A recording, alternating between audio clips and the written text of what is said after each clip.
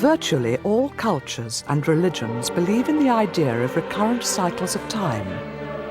The Western calendar itself is centered around one of these times of renewal, the birth of Christ.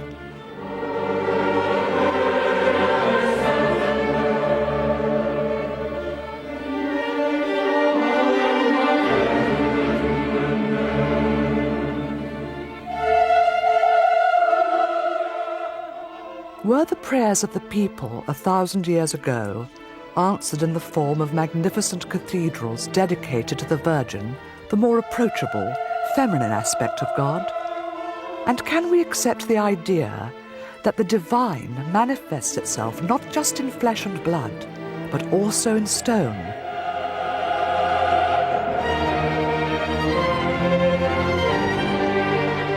The cathedral at Chartres was built in honour of the Virgin Mary as her throne upon earth, an earthly palace for the Queen of Heaven.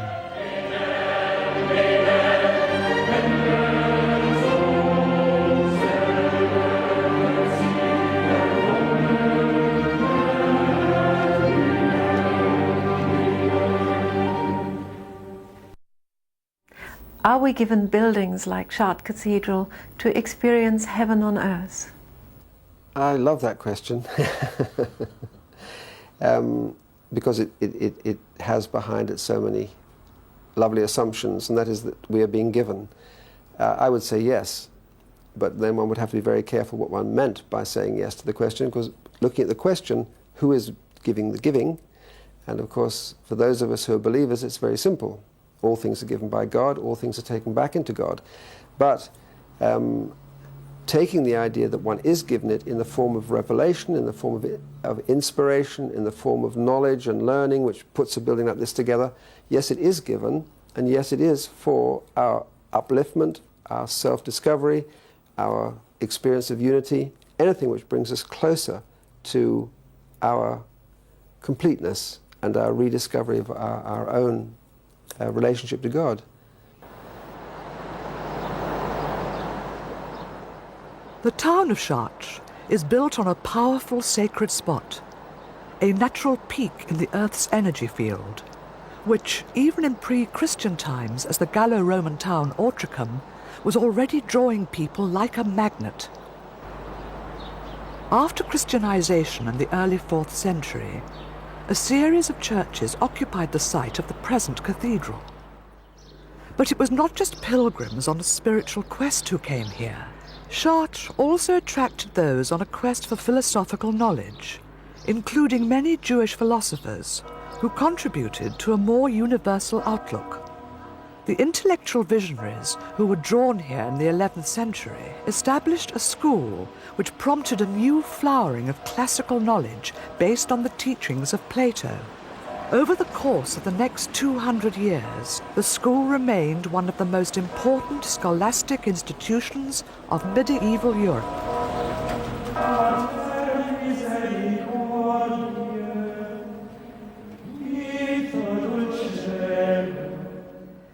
We can still recapture the feeling of the pilgrims as they caught a first glimpse across the cornfields of the Beauce countryside. For the modern pilgrim, too, Chartres can have a profound and lasting effect. Today, people from all over the world, people of all faiths and religions, visit the cathedral for a multitude of reasons. Its mysteries have always attracted both spiritual seekers and scholars alike.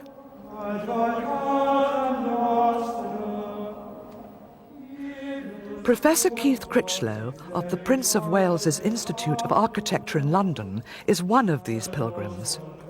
He has described his relationship with Chartres as a marriage, and indeed it is a strong passion that has prompted him to study the secrets of the cathedral for over 30 years.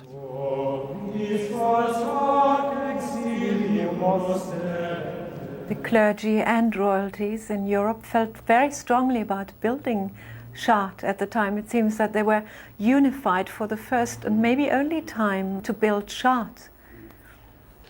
Well, it was an exceptionally interesting time, and as you say, there was cooperation right through Europe, from England to Germany, There's Elizabeth of Schonau being consulted, and the results of her consultation meant a change in all the iconography. John of Salisbury, our own English town, he was a very distinguished bishop of Chartres. The money to build Chartres came from far and wide, and therefore it transcended, as you say, it transcended the politics of the day. And that is something which is always a beautiful point in history, when spiritual principles rise way above political and petty quarrels.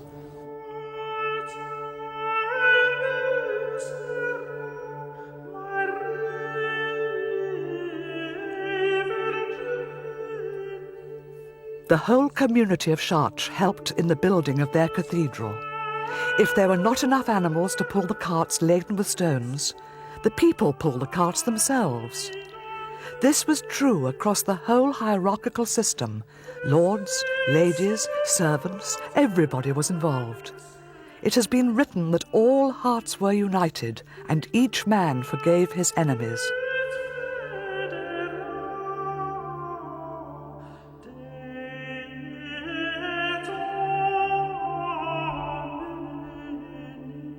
This is a curious aspect of Chartres Cathedral. We do know who built most of the medieval cathedrals, but not Chartres. How many masters were there? What else did they build? Don't know. Who made these extraordinary stained glass windows? Who sculpted God creating Adam? Or John the Baptist? Or St. Jerome in the South Door? No names. I think it was G.K. Chesterton wrote, in the Middle Ages, art was for God's sake. In the Renaissance, art was for man's sake. In the 19th century, art was for art's sake. In the 20th century, no art for God's sake.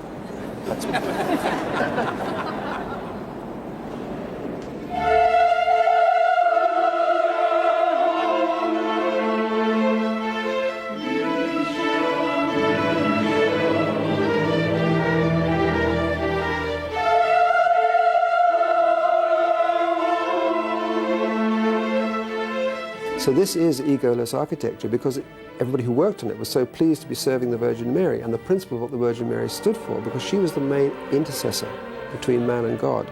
And if they wanted to get to God, they wanted to get to reality and wholeness, Mary was the vehicle through which they went. So to work on this, what's the point of having a name? What do you need a name for? Who is the name for? Now, in the modern world, plenty of people will tell you, oh, name is for fame, name is for getting more jobs, name is this, name is that, name is the other. But in this period, it was a service to Mary. And that was enough, because that was the greatest reward you could get.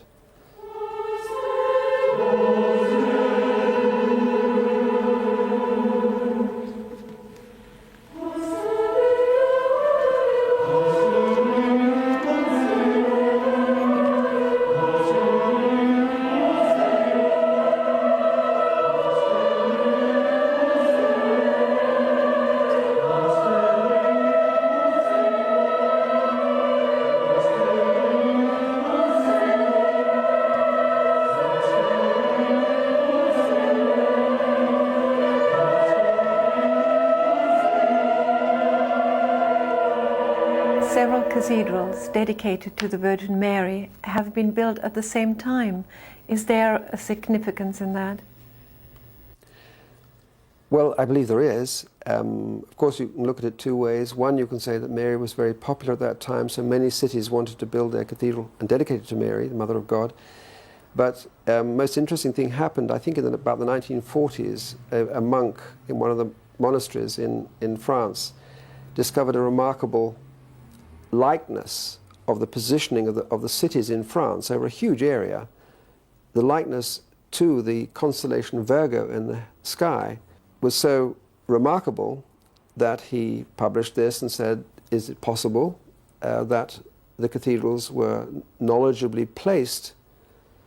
And I think the answer probably is that if one understands the idea of sacralizing a nation or sacralizing a landscape is a matter of slowly but surely building that sacredness and spreading from those centres, that it is a matter of putting heaven on earth. History confirms that the site of the present cathedral has ancient associations with a cult of the Virgin. A series of churches dedicated to her were built, culminating in the early 11th century cathedral of the illustrious Bishop Fulbert. But on the 10th of June in the year 1194, Chartres was struck by fire. Much of the city was destroyed, and flames engulfed Fulbert's cathedral. As the people stood back helplessly and watched their beloved church burn to the ground, their despair was overwhelming.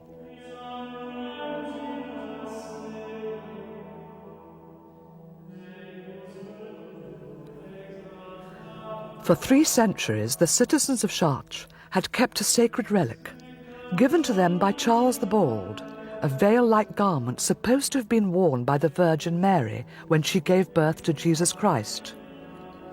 Believing their relic to have been destroyed, the people felt Mary's protection of the city was lost.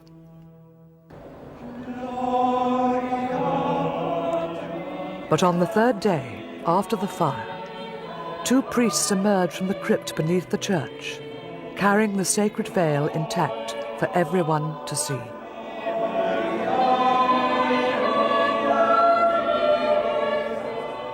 It was a miracle. Just as the sacred veil had been resurrected, the glory of Mary was re-established. The people of Chartres understood this as a sign that Mary wished an even greater cathedral to be built, an edifice which would itself reflect the splendour of the precious relic that it enshrined.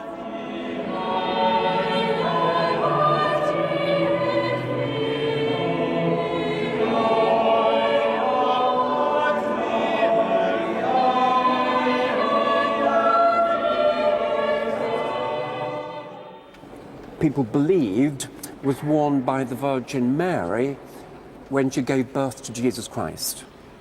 Careful, I'm not saying she did, I'm only saying that people believed she did, and quite rightly we are sceptical about some of these holy relics. At least 30 churches had an arm of John the Baptist, for instance. But that's missing the point, you see, because if there hadn't been a cult of relics, then there wouldn't have been these great shrines that were built around them. And to understand Chartres, add to that the remarkable devotion to the Virgin Mary throughout the whole medieval period, from the 11th century onwards, then it doesn't matter whether she wore it or not. The relic did make Chartres into, look at the size of it, one of the great pilgrimage places of medieval Europe.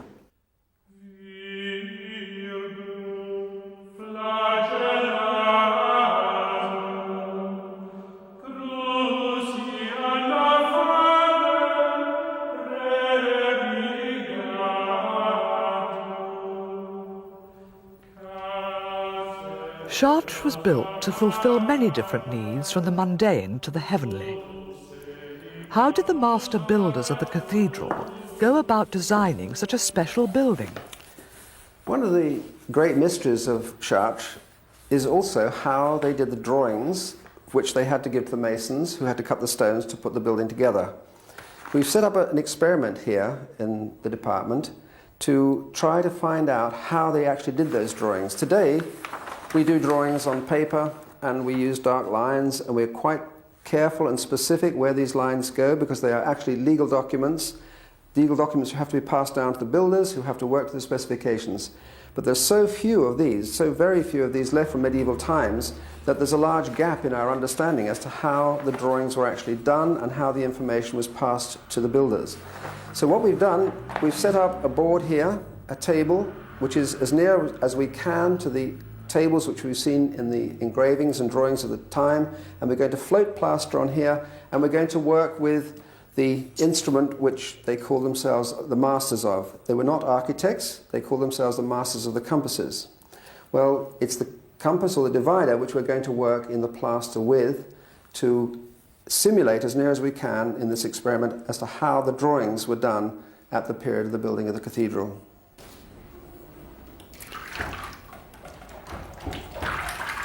As the plaster is being poured, Mark has got to tap the table to try and reduce the number of bubbles.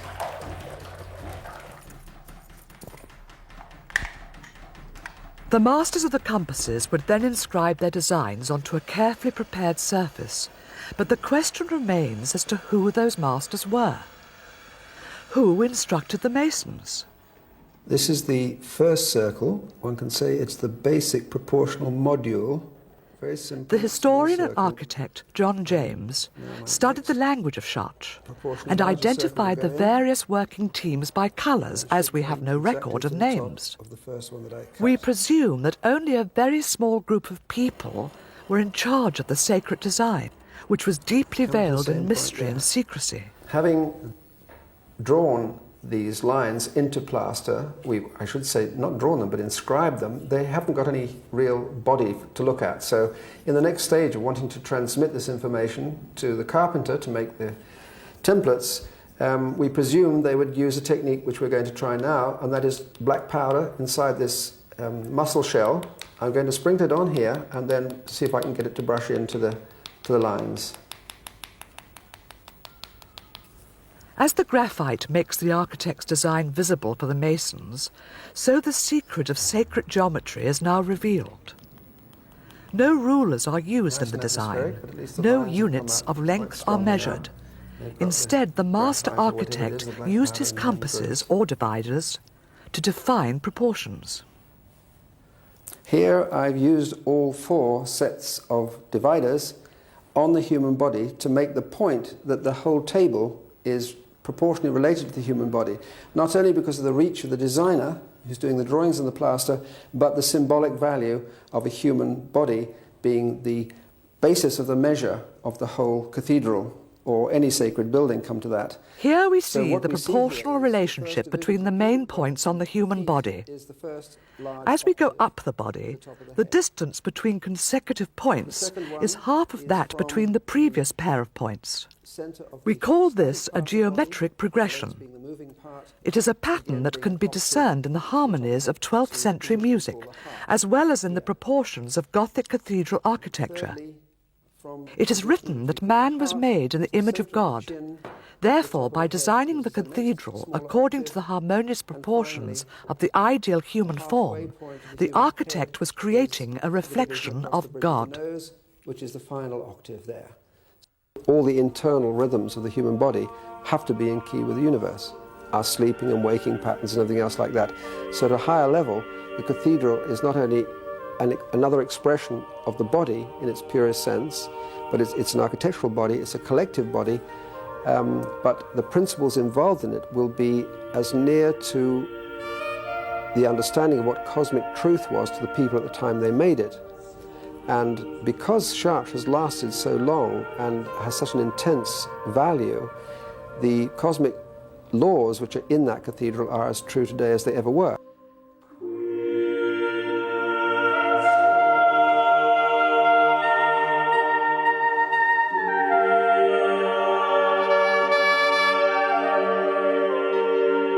Everybody holds something sacred. To me, sacred architecture are spaces deliberately designed to allow you to experience timelessness and spacelessness. That means to actually put you as near as possible in tune with that which is eternal. Eternal and timelessness are not very much part of the language of the newspapers or the magazines or the media these days, but they are points in one's life everybody experiences. And once you've experienced that point, you know there's something bigger than yourself, there's something bigger than your ego, there's something which appears to be, put you totally at peace and unifies everything about your experience, from the world to the universe even. So sacredness is about unity, it's about grandeur, it's about appealing to the richest and deepest in any human being, and eventually it must indicate God, whatever God may be, and whether it's possible to talk about God individually. Whether sacredness has a history is a very different question, because that implies 2 things. One, that the question brings it back into time. It's about timelessness. Sacredness is about timelessness. So to bring it back into time is as if, at a certain point, things became sacred. From my perspective, there's nothing that has never been sacred. Therefore, there's no time span on it. The whole advent of creation is sacred. Every stage in evolution is sacred. It's the forgetfulness of sacredness which brings up the idea that there's a history to it. And there is a history to us forgetting and remembering. And remembering is one of the key emotions or key experiences that sacred architecture tries to arouse in a person, to remember. It's the one thing that Christ asked us to do, the one and only thing here. Do this in remembrance of me. A sacred space affects one only in potential. The potential is laid for you. The potential at Chartres is the incredible light that you're bathed in as soon as you enter. And most people are quietened down by entering the space.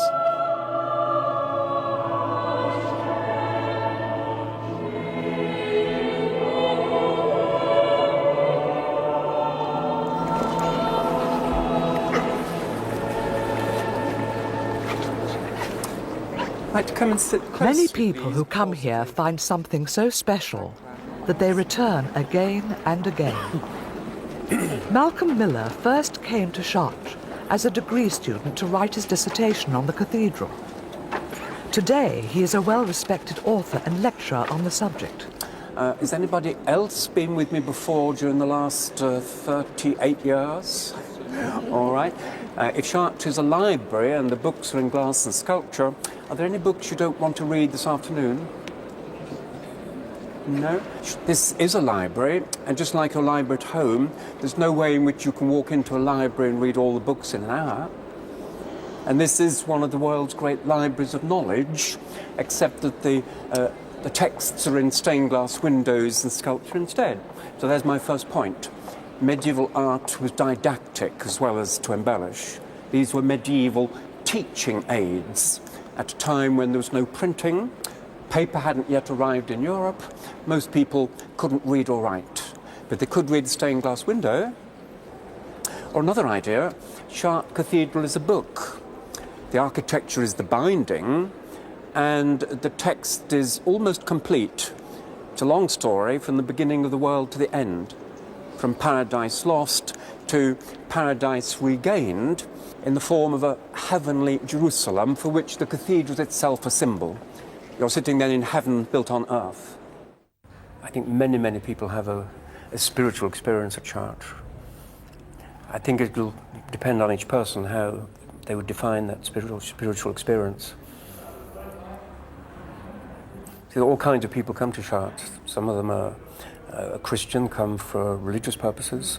Others are from different religions. I have a lot of Jewish people in my groups because they're fascinated to hear about the early Christian interpretation of the Old Testament. Atheists, so people react in different ways. So it can be a spiritual experience, not necessarily a religious experience, but spiritual certainly. I think I prefer the word spiritual.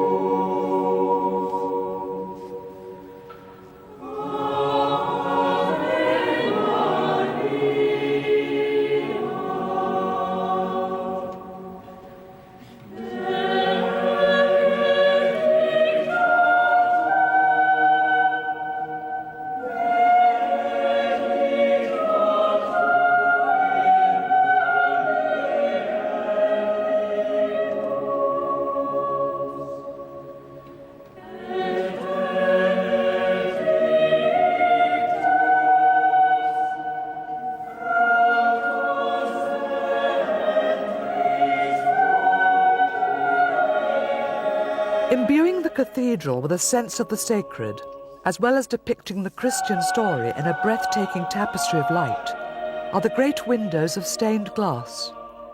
Just as it was, through the vehicle of the Holy Scriptures, that the medieval mind could approach the universal truth of God, so it is through these spectacular pictures of coloured glass that the divine light is made accessible to human vision.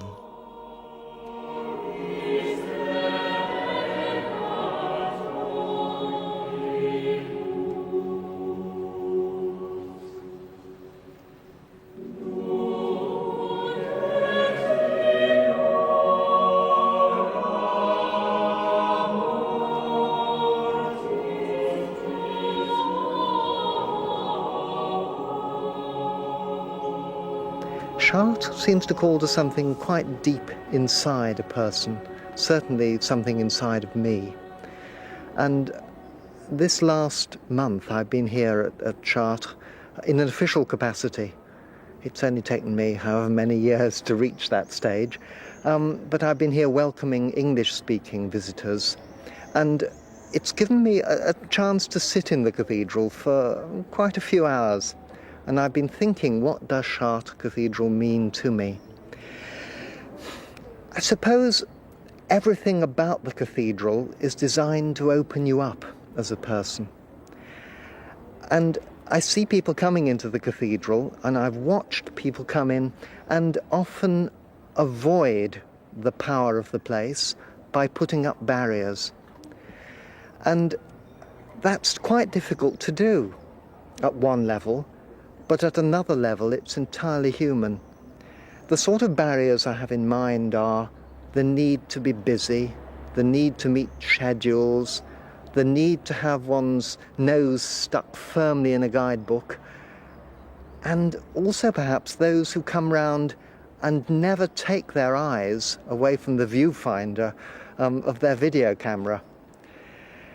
Now, if you're prepared to come into this place and sit and let it work its magic, then it allows you to know yourself.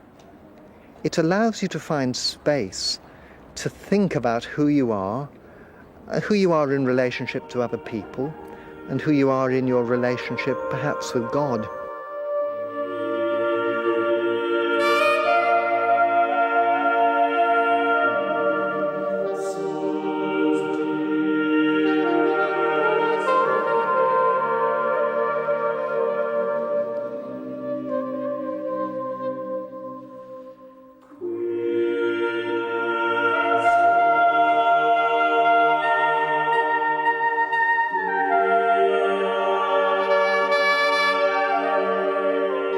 As with all sacred spaces, we need only open ourselves to the energy of Chartres to learn from its secrets. The cathedral is a microcosm. It is both a model of the universe as well as a metaphor for our own individual life journey.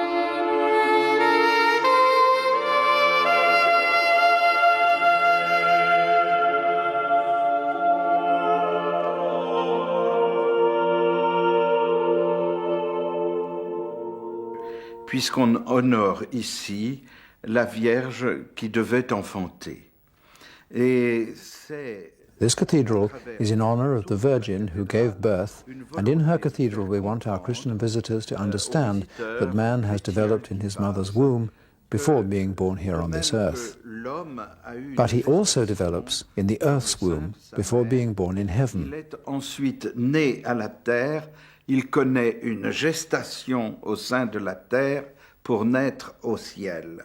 C'est d'ailleurs le sens du labyrinthe, puisque le labyrinthe est composé... This is also the meaning of the labyrinth, since it has the same number of stones as the days an infant spends in its mother's womb. In this way, Chartres Cathedral shows man that the life he spends on this earth is a gestation, a preparation for his life in heaven. So the first lesson of the cathedral is a spiritual one. Donc la première des grandes leçons que la cathédrale donne est une leçon spirituelle. Et je crois que cette cathédrale donne une leçon aux hommes de tous les temps. I believe that this cathedral offers an example to people in every century, not to allow themselves to feel overwhelmed, to continue to pick themselves up from the ashes of their difficulties and failures, and to stand upright, like the two spires which grace our cathedral. Here we have the second lesson of the cathedral. Voilà le second sens, à mon avis, de cette cathédrale.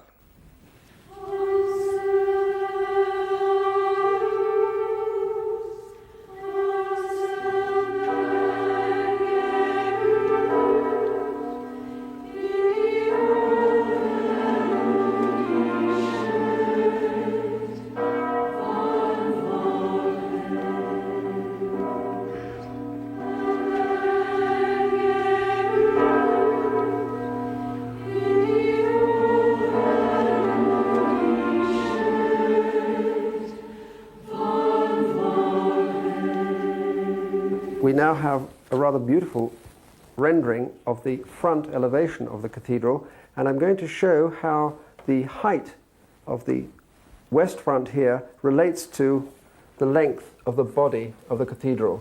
Having laid the elevation down like this, we can now see the completion of the two spires, the sun spire and the moon spire. I thought if I slide this over, which I did, I found there was an exact coincidence here with the first step in the front door down the whole aisle of the cathedral, the whole length, and concluding here. Now that leaves a mystery as to what this elevation is, so we slide this one across and we find that the gold sphere on top of this spire hits exactly and covers the geometric center of the radiating points of the plan here. That means that this distance between here and here is 28 feet in difference. Now that 28 indicates that each of those feet is one night of a moon cycle, each moon cycle being 28 nights. And on the solar front, this is 365 feet from the beginning of the church, and therefore this is indicating that each individual foot represents one day in a solar year. One must remember that this is standing up and is being folded down. It's like folding the cathedral into another dimension, a shorter dimension. Now what I noticed here, which is quite remarkable, is as you peel this back, now as you walk into the cathedral, you meet the labyrinth here in the same way as your eye traveling up the elevation. That's the first part of the rose window you see. So the main and remarkable coincidence of a direct fold down is that the rose window falls exactly over the labyrinth and is the same size. Both are 40 feet in diameter. Architects today depend upon the accuracy of their measuring devices, but in the 12th century, sacred geometry was the only means of plotting distance. Perhaps the most astounding aspect of Chartres is the perfect accuracy with which these symbolic measurements were realized in stone. The 12th century bishop St. Bernard of Clairvaux asked, "What is God?" To which he himself replied, "He is length, width, height, and depth." On one occasion I was asked to give a talk about Chartres, a slide talk in images, and the man who had invited me to give this talk, his name was Paresh Chakraborty. And Paresh Chakraborty is an Orthodox Hindu. And after I gave the talk, he said, "Keith, you and Christians talk about this as being the mystical body of Christ. And in this particular case, we as Hindus talk about it as being the subtle body." And you might be interested to know that the positions on the facade of the cathedral would correspond to our religion, our faith. What you have at the top is Christ, and that would be representative of the crown chakra, where the dawn rises behind the building. And if you come down one interval, you find the Virgin Mary with two angels, and these two angels would represent this brow chakra, which has two petals. You come down further and you find on the cathedral here 16 knights. Now nobody has given any explanation why there should be 16 knights, but there are 16 petals to this center in Hinduism. Come down further and you've got the big rose window corresponding to the heart. And the heart has, in the Hindu faith, 12 petals. And those 12 petals have below them another minor center which has 8 petals. And we see these little 8s around the big rose window there. Below that there is a large window which has 10 intervals up the window on the solar plexus here, and that would correspond to the 10 petals of the chakra in the solar plexus.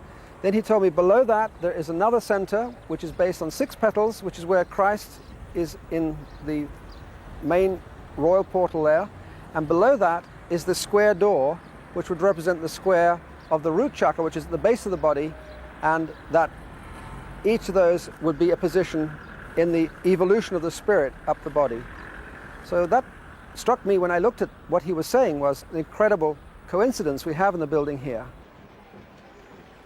But perhaps it is not so much of a coincidence as it first appears. A universal truth will manifest itself in all cultures. It will just take different forms. The influence of Eastern symbolism aside, there is one aspect which is most decidedly rooted in the tradition of Western Christianity, and that is the sculpture. In exaltation of the Virgin, the stonecutters created over 4,500 individual pieces of sculpture to adorn the 9 portals on the facades.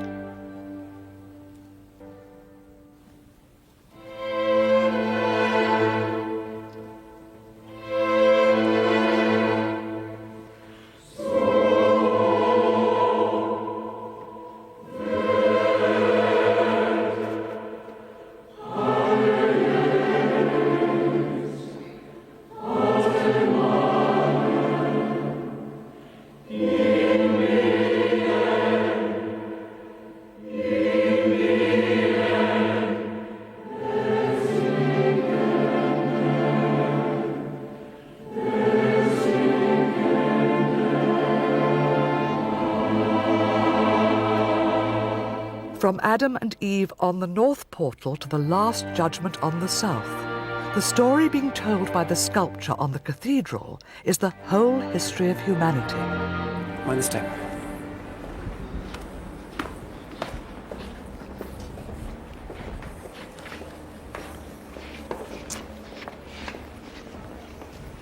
I had to come right across. Right, this is the south porch.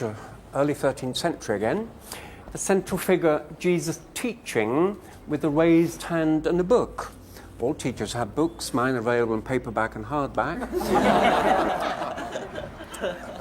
Incidentally, why can't we be judged when we die and have it all over and done with? Why be resurrected and judged collectively? Well, listen carefully, including the people watching this on television, because this might concern you. If there will be a last judgment, it is an absolute judgment, total, judges everything, not only our actions whilst we're living, but the consequences to our actions after we die. Looking worried, some of you.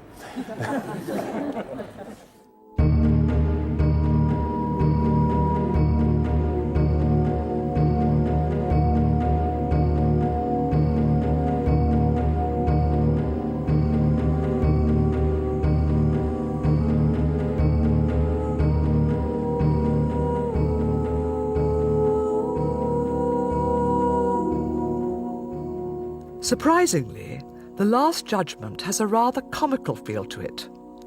Nothing of the horror that we would expect. It seems that God is looking unto this divine comedy or tragedy with such love and patience, almost as if he is crossing his fingers, waiting for us to make a U-turn and mend our ways. As it is written in Ezekiel, God has no pleasure in the death of the wicked, but that the wicked turn from his way and live. If he turns from his sin and does what is lawful and right, he shall surely live. None of the sins that he has committed shall be remembered against him.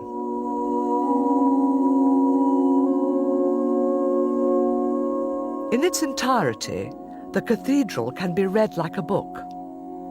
As the whole story of creation unfolds around its walls, we also catch glimpses into the lives of individual saints.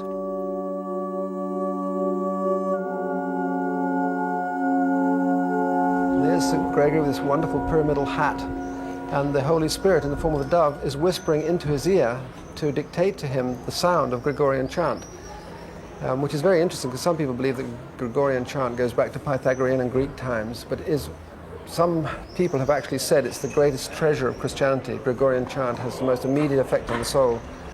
I have actually a very beautiful quotation by St. Gregory, which I'd quite like to read you, because it is a sign of the sort of universality that was embraced by the school of Chartres. They really were very keen to understand God as being not only omnipotent but omnipresent.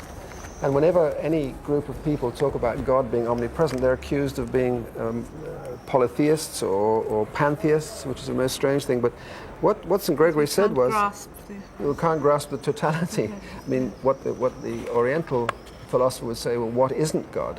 Yes. Which, of course, is another way of saying that everything is God. Everything is God. But here, St. Gregory wrote, God is both one and the same and holy everywhere, immanent, within everything, without everything, above everything, and below everything. Oh, beautiful. So couldn't be more comprehensive and simple.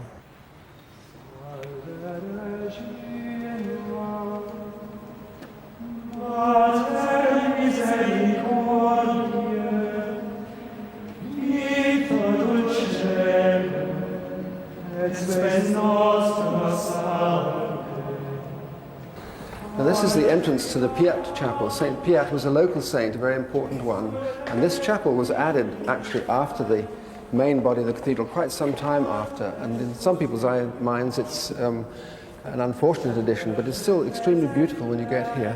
What we're going to do, we're going to have a look at these beautiful sculptures here, which were saved from the rood screen. We find this most amazingly tender image of Mary lying, having just had the Christ child, in the Piat Chapel. This used to be part of the rood screen which went across the cathedral after the labyrinth. And luckily it was saved, because when the fashions changed and they took the rood screen down, this piece was buried in the floor. Otherwise we'd not have it. And this wonderful image, here's the Christ child in swaddling clothes, here's the manger, and this is the feeding trough of the two animals. Here's the straw.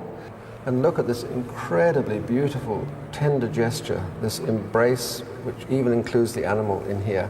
And this is Mary, obviously lying very tired after having had the child. Baby, and little fingers pulling back so tenderly the garment to make sure the Christ child is breathing properly or has been crying and soothing. And what's incredible about this, we can't see the rope was here. The way in which this piece of sculpture has all these rhythms flowing through it. And again, this was tied, the donkey was tied in here and still eating the straw from the feeding trough. And so the humbleness of the birth of the Christ child in the feeding trough is here so well. Now the interesting thing is, if we take a view up to this window at the far end of the Piat Chapel, it's the only place in the cathedral where we've got a window with 7 lobes. Again representing Mary, but in fact the image inside it is Christ in glory again, sitting on the rainbow with the patterns of stars behind him. The innovation of the Gothic style, which gave rise to a whole new direction in architecture, was the vault. The art of vaulting, combined with flying buttresses outside the building, allowed the heavy stone walls to be replaced by transparent walls of stained glass, extending right up to the roof. The space within the cathedral could now be opened up, both by building the arches higher and by letting more light in through the enormous windows. Like the biblical description of the heavenly Jerusalem, whose walls were garnished with all manner of precious stones, the walls of the cathedral were now rendered in a myriad of luminescent colours. As the confidence of the architects of this new style grew, so too did the height of the cathedrals they built. Chartres possesses one of the highest Gothic vaults, and at an incredible 40 feet. It is also the widest. Nothing of this span had ever been done before. Where did they get the courage from? Where did they get the knowledge from? Where did they get the confidence from? Well, they probably got it from a source which today wouldn't be understood or recognized, and that is by direct, what we call revelation. The confidence was based on praying for knowledge and being given it. So the audacity came from a belief that it was a matter of civilization or not. It was a matter of life or death, virtually. And the Virgin Mary was so real to that community at that time, they had to build her a worthy house. And it had to be this scale. And there are a lot of things we don't know. It would be lovely to be able to be a fly on the wall of the discussions that took place, but they were convinced they could span 40 feet, and nobody had done that before. And it hasn't moved in 700-odd years. Chartres has not moved. It is quite astounding. Nobody had done it before. They don't know how they were calculated. They had no computers. They had no nothing that we know of. All they had was sacred geometry. And the whole of their faith came through sacred geometry. That's the only evidence we've got.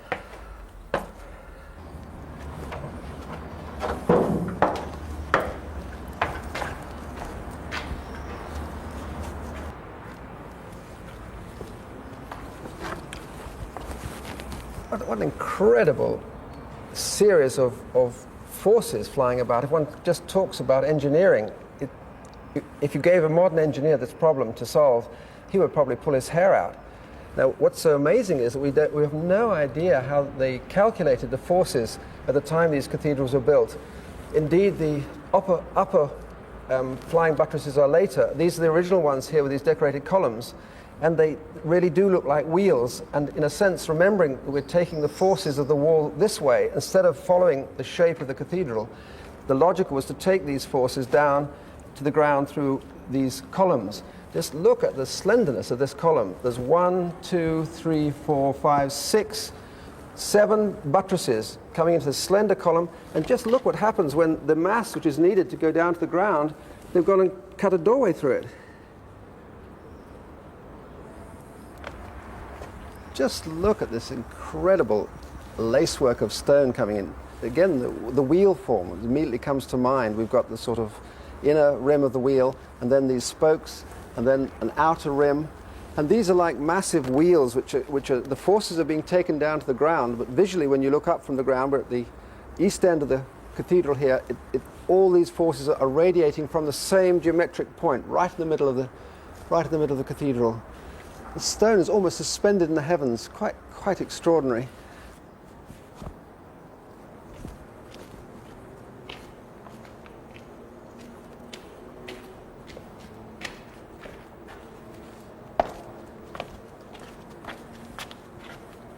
Here the buttresses are so clear as they come off each interval between each window, and we begin to see them radiating as they turn around the apse end of the cathedral. But what's interesting is between there we can see a tower, one of the hollow towers, which was going to have a spire on it, because the original idea was there were going to be 9 spires at Chartres.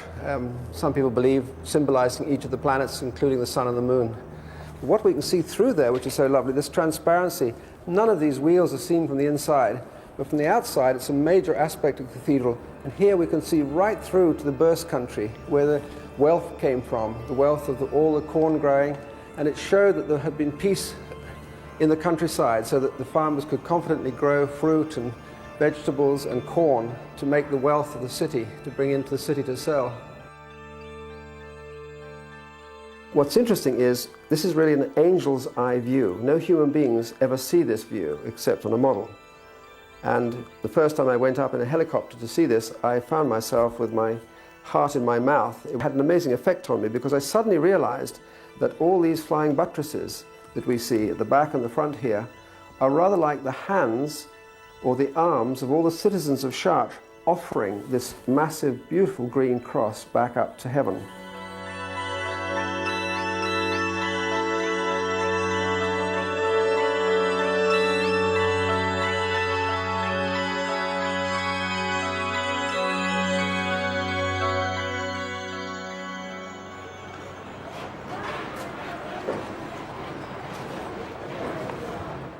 Today, the spires still stand proud, blessing the town and its community with continuing prosperity.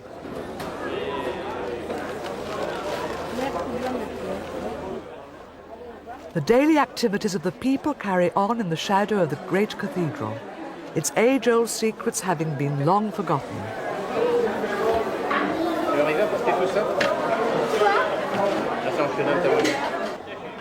Chartres is a monument to ideas now almost lost, but as the Piscean age comes to a close, maybe we will rediscover those impulses that led to the building of this extraordinary cathedral.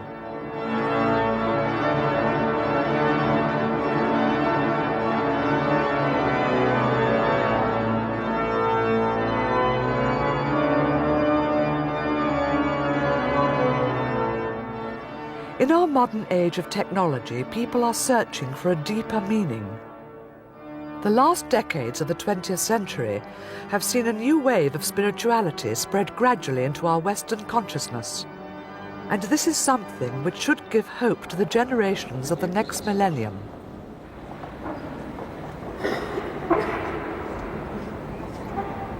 Vous avez à être l'un pour l'autre ce sel qui révélera la valeur, la saveur et le goût de la vie de l'autre. Et Cela doit se faire avec délicatesse, une petite pincée d'amour.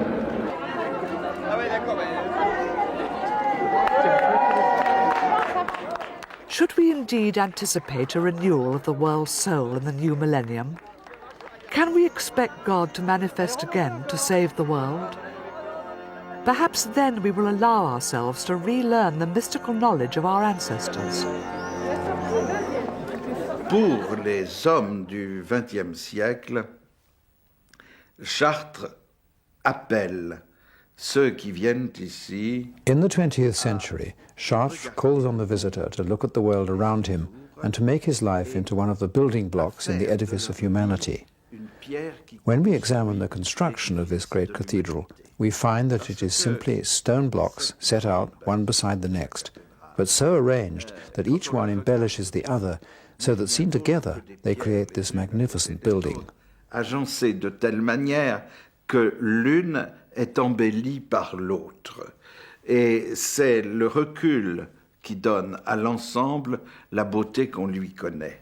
I feel that the cathedral is saying to people in this century, follow my example, be like me, stone blocks which create an edifice filled with beauty, equilibrium, wisdom and light. I think that mankind today needs to understand this. Rempli de beauté, d'équilibre, de sagesse, rempli de lumière. Je crois que le monde d'aujourd'hui a besoin d'entendre ça. Louise, here we are in the royal portal, and we have these figures above us. And what's interesting is that we really can enjoy these beautiful patterns in here, and a lot of them are almost three-dimensional versions of patterns they would have found in Byzantine manuscripts, these two particularly. But these patterns also relate to the height of you, Louise, here. And this finishes, by the time human life finishes, then a new form of life can begin. And what's interesting is they're just the height of us to be able to touch the feet. And it's very interesting, we can look at these feet here, because these are not the feet of a body which has bodily weight. And that would reinforce my own personal view that these are what we would call light bodies. They're bodies of consciousness, one might say, rather than physical bodies. Physical bodies, the pressure flattens the foot. And in all ancient Greek statuary, Apollo was always light-footed, his feet were almost off the ground. So the fact they're drawn out was symbolic of the length of the shadow rather than the length of the body. So again, indicating they're light beings, rather like El Greco's paintings. Above the symbolic level are the level of the apostles, and the apostles are grouped in 4 groups of 3. And curious enough, there are 2 extra apostles, one at each end. They're not apostles, but there are 2 extra people, making 14, which is rather interesting.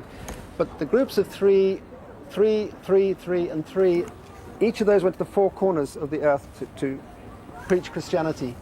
Above that level of 12 is the singularity of Christ, being the apogee of human life.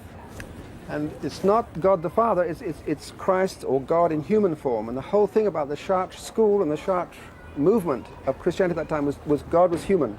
God was in the flesh, God walked, and the Virgin Mary equally flesh as well as being divine. So you have the 4 corners of the earth, you have the 4 Gospels, you have the 4 elements, and these are examples of how and why a building like this lasts for thousands of years in meaning, because you're dealing with things that don't change. These patterns have now been found under electron microscopes, and they are, in the words of a relatively modern philosopher, Rudolf Steiner, they're the formative forces behind the making of stone, the making of anything. And then we as human beings come and inhabit this world, and we are then able, by entering the cathedral, to attain these different levels of consciousness. Je pourrais vous donner cependant un exemple parce que celui-ci n'est pas tenu par le secret confessionnal. I would like to tell you one story which is not bound by the secrecy of the confessional. It's about a young American who'd been leading a very dissolute life. He'd contracted AIDS before he came to Chartres. His sister was in a religious order. I believe she was the abbess of a Benedictine convent. She was very concerned that her brother was approaching his death without giving any indication of becoming converted or even believing in God.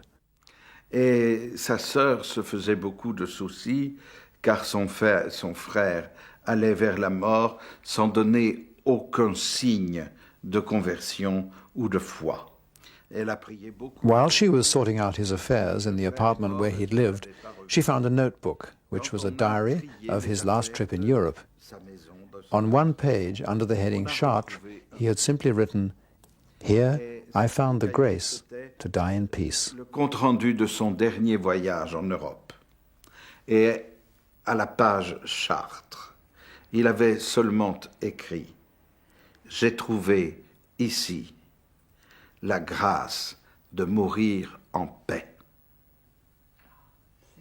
We don't expect anybody to imitate Chartres Cathedral and rebuild it today, but if the principles that animate and make alive a sacred building like Chartres are used by an architect today, they can have and will have the intention of the same business of people being able to rediscover themselves and rediscover their own sacredness and rediscover the sacredness of the planet and the world they live in.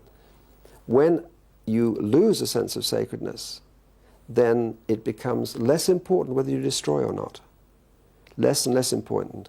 And therefore the destruction of a planet comes about through losing a sense of its sacredness. Destruction of people come about through losing a sense of their sacredness. So any principles which can help rediscover the intrinsic nature of sacredness is bound to be of value to mankind and totally relevant at any time.